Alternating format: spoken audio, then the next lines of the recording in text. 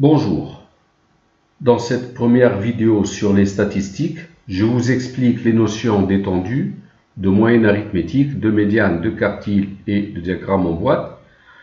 Les données statistiques seront organisées par une liste brute. Dans la vidéo suivante, les données seront organisées sous forme de tableau où on donne l'effectif correspondant à chaque valeur. Je vous parlerai de moyenne arithmétique encore, d'effectifs et fréquences cumulées, de diagrammes en bâton, de médiane encore, de quartile aussi et de mode. La statistique descriptive a pour but d'étudier une population à partir de données. Une population, ce n'est pas obligatoirement des personnes. Une population est un ensemble d'individus, donc d'éléments, ça peut être n'importe quoi. Alors, c'est quoi étudier une population? On commence par une collecte d'informations, on analyse ces informations et on interprète les données. Les premières études statistiques étaient démographiques, donc ça concernait les gens. Donc, on a conservé le vocabulaire. Le vocabulaire statistique sera inspiré du vocabulaire démographique. Pour introduire les premières notions et le vocabulaire statistique, je commence par cet exemple.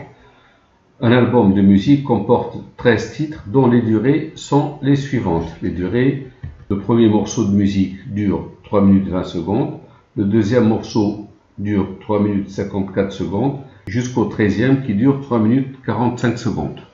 On va convertir les durées en secondes, on va obtenir ce tableau. Donc 3 minutes 20 secondes, c'est 3 fois 60 minutes, 180 secondes, plus 20 secondes, ça fait 200 secondes. 3 minutes 54, c'est 3 fois 60 secondes, 180 secondes, 180 plus 54, ça fait 234 secondes, jusqu'à la fin. Alors les valeurs ici ne sont pas ordonnées, on va les ordonner dans l'ordre croissant pour obtenir le tableau suivant. Donc la durée la plus courte en secondes, c'est 145 secondes. C'est la durée de ce titre-là, puis 195, la durée de ce titre, jusqu'au dernier, la durée la plus longue, c'est 332 secondes. C'est la durée de ce morceau-là. Alors, l'ensemble sur lequel porte l'étude statistique s'appelle population. La population, c'est l'ensemble des 13 titres. Et un individu, c'est un titre. Donc, c'est un élément de cet ensemble. Individu, ça ne veut pas dire nécessairement une personne. Un individu, c'est un élément de la population. Et la population, ce n'est pas des personnes, ça peut être n'importe quoi.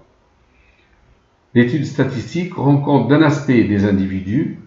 Alors, l'aspect d'un individu, l'aspect ici étudié, c'est la durée. Cet aspect, c'est le caractère. On étudie un caractère, donc on étudie la durée d'un titre de l'album. On peut par exemple penser aussi à un échantillon de 100 nouveau-nés dans une maternité. Imaginez une maternité où il y a des nouveau-nés bien sûr. La population ici sera des 100 nouveau-nés, donc l'ensemble des 100 nouveau-nés. L'individu, c'est le nouveau-né et le caractère à étudier ou la variable. Ça peut être par exemple le poids d'un nouveau-né. Le caractère, ça peut être aussi la taille du nouveau-né et aussi la couleur des yeux. Si on peut mesurer l'aspect, ici on peut mesurer la durée d'un titre en secondes, donc c'est des nombres ici qu'on peut comparer. On dit que la variable est de nature quantitative, c'est une quantité, c'est un nombre. Quand il s'agit par exemple de nouveau-né et le caractère à étudier c'est la couleur des yeux, la couleur des yeux n'est pas quantitative, on dit qu'elle est qualitative. Alors, je reprends cette série statistique où l'on considère 13 titres d'un album de musique. Les valeurs sont rangées dans l'ordre croissant. On appelle étendue de la série la différence entre la plus grande valeur observée, la plus grande ici, et la plus petite valeur. Donc l'étendue est La différence ici, c'est 332 moins 145, 187. 187 secondes, c'est 3 minutes 0,7 secondes.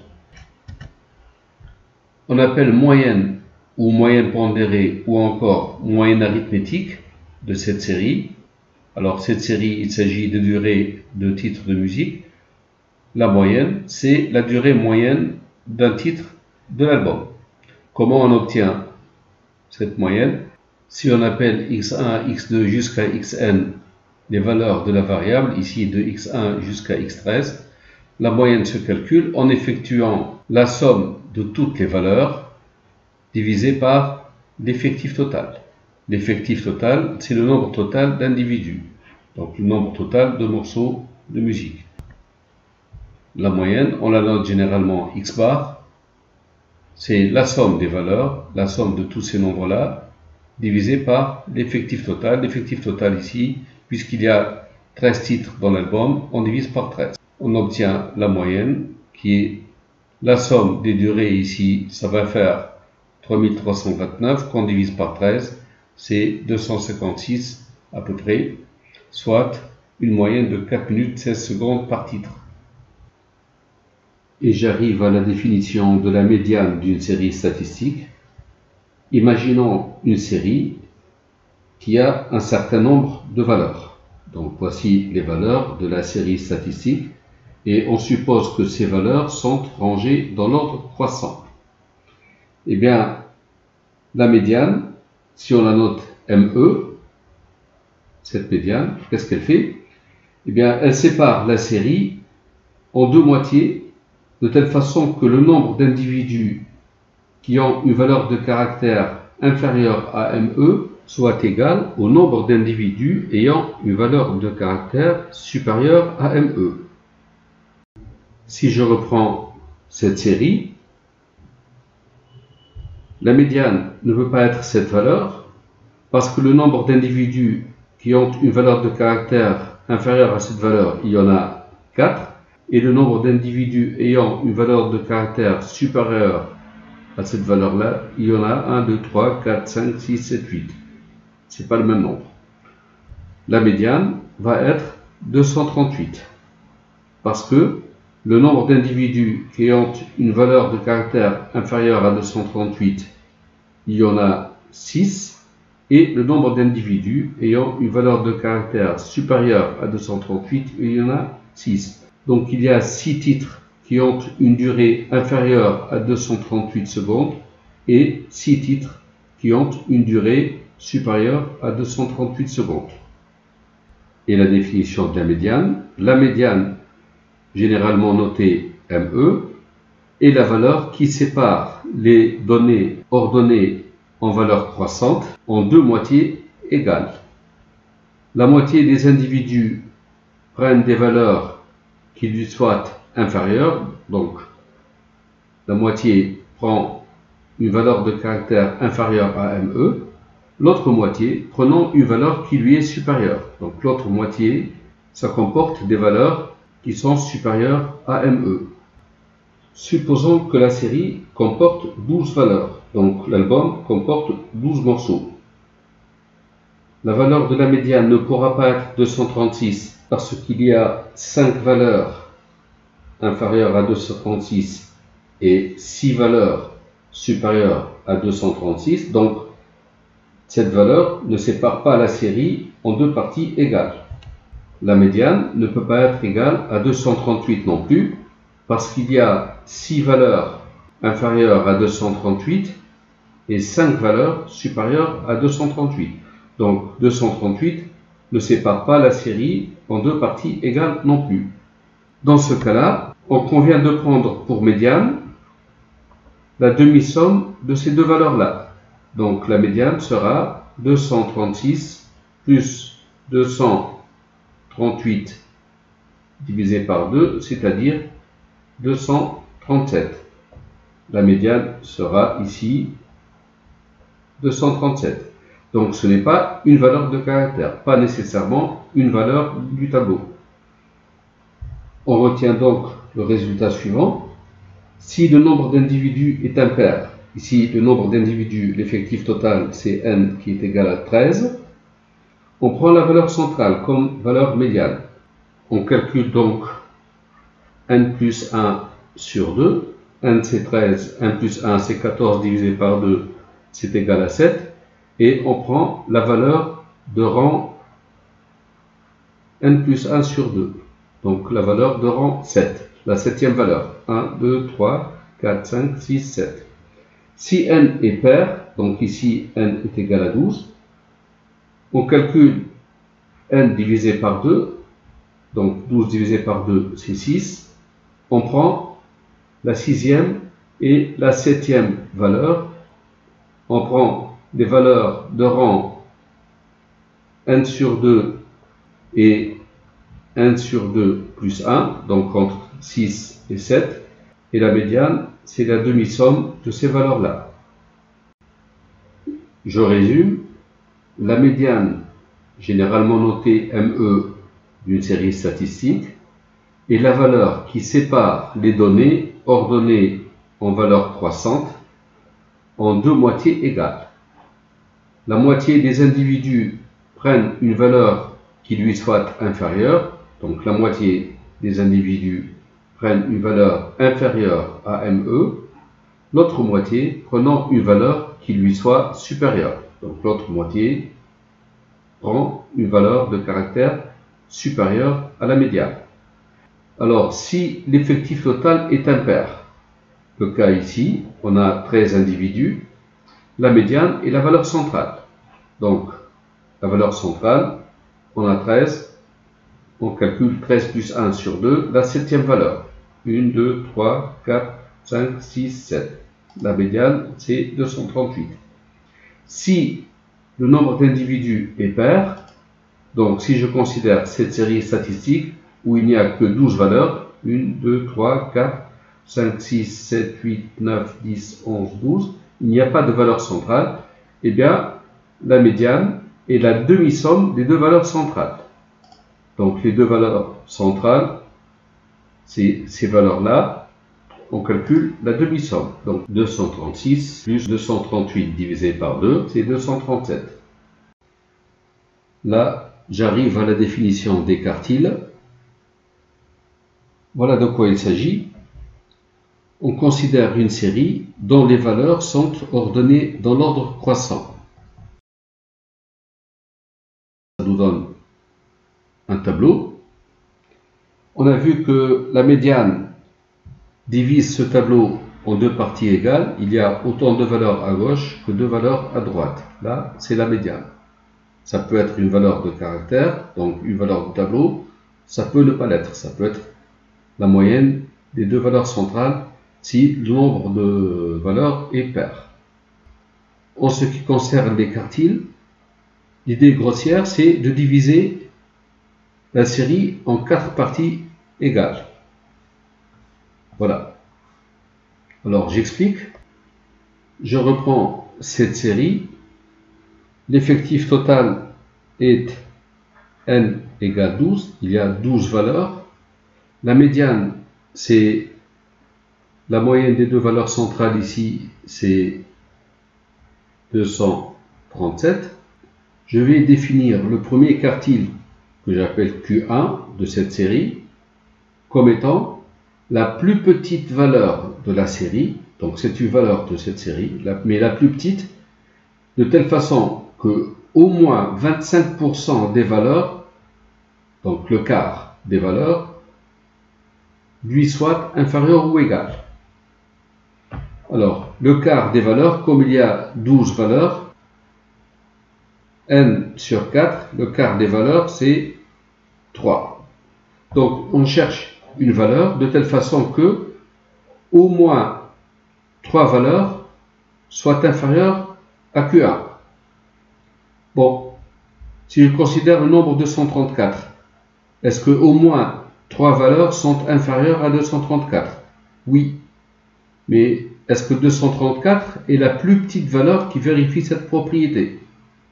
Eh bien non, parce que 225, si je prends cette valeur-là, il y a au moins 3 valeurs qui lui soit inférieur et 225 est plus petit que 234. Donc 234 n'est pas la plus petite valeur de la série telle que au moins 3 valeurs lui soient inférieures. Je vais prendre la valeur 200 maintenant. Est-ce que au moins 3 valeurs sont inférieures ou égales à 200? Oui. Et est-ce que 200 est la plus petite valeur qui vérifie ça? Eh bien c'est oui. Parce que si je prends la valeur 195, il n'y a pas au moins 3 valeurs qui soient inférieures ou égales à 195. Donc la plus petite valeur de ce tableau, telle que au moins 3 valeurs lui soient inférieures, c'est la valeur 200. Donc on va prendre Q1 égale 200. Le premier quartile, Q1 est égal à 200. C'est la plus petite des valeurs de ce tableau, telle que au moins 3 valeurs lui soient inférieures ou égales. Et pour définir le troisième quartile, on ne parlera pas de deuxième quartile, parce que le deuxième quartile, en fait, on divise la série en deux et on parle là de la médiane, on ne parle pas de deuxième quartile. Le troisième quartile est la plus petite valeur de la série, donc c'est une valeur de la série, de telle façon que au moins 75% des valeurs soient inférieures ou égales à Q3. Donc, au moins 75% des valeurs lui soient inférieures ou égales. Alors, 75% de 12, ça fait 12 fois 75 sur 100, ça fait 9. C'est 3n sur 4, c'est 9. On cherche une valeur Q3 de ce tableau, de telle façon que au moins 9 valeurs soient inférieures à Q3, et on cherche la plus petite valeur possible. Si je prends 329, évidemment que toutes les valeurs sont inférieures à 329. Mais Q3 n'est pas 329, parce qu'on cherche la plus petite valeur possible. Donc on va descendre à 320. Est-ce que au moins 9 valeurs sont inférieures à 320? Oui. Est-ce qu'on peut descendre encore plus? 311. Est-ce qu'au moins 9 valeurs sont inférieures à 311? Oui. Si je prends la valeur 284, est-ce qu'au moins 9 valeurs du tableau sont inférieures à 284? Oui. 1, 2, 3, 4, 5, 6, 7, 8, 9. Si je prends la valeur 280, est-ce qu'au moins 9 valeurs sont inférieures à 280? 1, 2, 3, 4, 5, 6, 7, 8. C'est pas au moins 9. Donc 280 ne convient pas. Donc la plus petite valeur possible du tableau, telle que au moins 9 valeurs lui soient inférieures, c'est 284. Q3, c'est 284. C'est le troisième quartile. Je considère maintenant cette série où l'effectif total est n égale 13. On va chercher le premier quartile et le troisième quartile. 25% de 13, c'est 13 fois 25 divisé par 100, c'est 3,25. Quand on dit au moins 25% des valeurs, donc au moins 4 valeurs. On cherche donc la plus petite valeur de cette série, telle que au moins 4 valeurs lui soient inférieures ou égales. Il suffit de prendre la quatrième valeur. Donc Q1, c'est égal à 225. Au moins 4 valeurs sont inférieures à 225. Q1 égale 225. Et pour chercher le troisième quartile, 75% de 13, c'est 13 fois 75 divisé par 100, c'est 9,75. Au moins 75% des valeurs, donc au moins 10 valeurs du tableau. Donc on cherche le troisième quartile, c'est la plus petite valeur du tableau, telle que au moins 10 valeurs lui soient inférieures ou égales. Il faut prendre la 10e valeur, justement. 1, 2, 3, 4, 5, 6, 7, 8, 9, 10. Q3, le troisième quartile, c'est 311. Il y a 10 valeurs qui lui sont inférieures ou égales. On ne peut pas faire mieux, c'est-à-dire on ne peut pas prendre 284 parce que à partir de 284, il n'y a que 9 valeurs qui sont inférieures à cette valeur-là.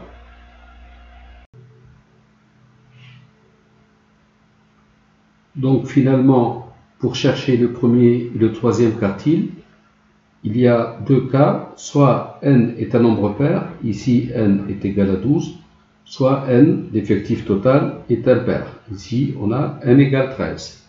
Si n sur 4 est entier, ici n sur 4 est égal à 3, le premier quartile Q1 est la valeur qui est dans cette liste, qui occupe le rang n sur 4, donc qui occupe le rang 3, donc la troisième valeur. Donc Q1, c'est cette valeur-là. Et Q3, le troisième quartile, est la valeur de cette liste qui occupe le rang 3n sur 4. 3n sur 4, c'est le 9e. 4, 5, 6, 7, 8, la 9e valeur. Donc ça, c'est Q3. Sinon, si n sur 4 n'est pas entier, ici n sur 4, c'est 3,25. Si n sur 4 n'est pas entier, le premier quartile Q1 est la valeur qui occupe dans cette liste le rang immédiatement supérieur à n sur 4. Immédiatement supérieur à 3,25, c'est la quatrième valeur. Donc 1, 2, 3, quatrième valeur. Ça, c'est Q1. Et le troisième quartile Q3 est la valeur de cette liste qui occupe le rang immédiatement supérieur à 3n sur 4. 3n sur 4, c'est 9,75. Le rang immédiatement supérieur, c'est le 10e rang, donc la 10e valeur. Q3, c'est 311. Je résume. Le premier quartile Q1 d'une série statistique est la plus petite valeur de cette série, telle que au moins 25% des valeurs de cette série lui soient inférieures ou égales, c'est-à-dire inférieures ou égales à Q1. Le troisième quartile Q3 de la série est la plus petite valeur de cette série, telle que au moins 75% des valeurs de cette série lui soient inférieures ou égales, donc qui soient inférieures ou égales à Q3. Alors pour la détermination, soit n sur 4 est entier, soit n sur 4 n'est pas entier. Si n sur 4 est entier, le premier quartile Q1 est la valeur qui, dans cette liste, occupe le rang n sur 4. Donc ici, on a traité ce cas, n égale 12, n sur 4 égale 3, donc on prend la troisième valeur. Et le troisième quartile Q3 est la valeur de la liste qui occupe le rang 3n sur 4. 3n sur 4 ici c'est 9, donc la valeur qui occupe le rang 9, c'est la 9e valeur, c'est 284. Alors, l'occasion de définir l'intervalle interquartile et l'écart interquartile. L'intervalle interquartile, c'est tout simplement l'intervalle Q1-Q3, et l'écart interquartile, c'est la différence Q3 moins Q1.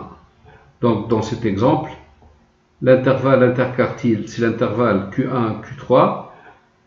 Q1 est égal à 200, Q3 est égal à 284. L'intervalle interquartile, c'est l'intervalle 200-284. Et l'écart interquartile, c'est Q3 moins Q1, c'est 284 moins 200, c'est égal à 84. Et si n sur 4 n'est pas entier, donc je considère cette série qu'on a traitée aussi. L'effectif total est égal à 13. Donc 13 sur 4 n'est pas entier, c'est 3,25. Donc si n sur 4 n'est pas entier, le premier quartile Q1 est la valeur dans cette liste qui occupe le rang immédiatement supérieur à n sur 4. La valeur de cette liste qui occupe le rang immédiatement supérieur à 3,25, donc qui occupe le rang 4. Donc c'est la quatrième valeur. Q1 égale 225. Et le troisième quartile Q3 est la valeur dans cette liste qui occupe le rang immédiatement supérieur à 3n sur 4. 3n sur 4 c'est 9,75. Le rang immédiatement supérieur c'est 10. Donc la valeur qui occupe le rang 10. La valeur qui occupe le rang 10, la dixième valeur c'est 311. Q3 égale 311. De même, l'intervalle interquartile, la définition ne change pas, c'est l'intervalle Q1, Q3. L'écart interquartile, c'est Q3 moins Q1. L'intervalle interquartile, c'est Q1, Q3. Q1, c'est 225. Q3, c'est 311. L'intervalle interquartile, c'est l'intervalle 225-311. L'écart interquartile, c'est Q3 moins Q1. 311 moins 225, c'est 86.